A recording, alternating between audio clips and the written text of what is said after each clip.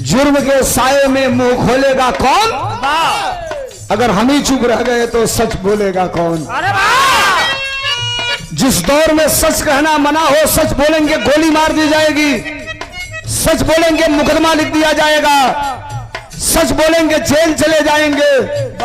इस दौर में भी रात को 12 बजे जब मंच पे खड़ा होता हूं तो नौजवान 1000 खड़ा होते हैं और कहते हैं कि पहले बिरहा बंद करो, 2 गाना अखिलेश यादव का सुनाओ, तो आपके समस्याओं को अपने गानों में इंक्लूड करके और सरकार के सामने खड़ा होकर इनकलाब पैदा करके अखिलेश यादव जिंदाबाद करने का काम करता हूं। नाम मेरा धर्मेंद्र सोलंकी है। सुनिए ये लाइन, जेकरा भावे ना, जेकरा भावे ना विचार संविधान के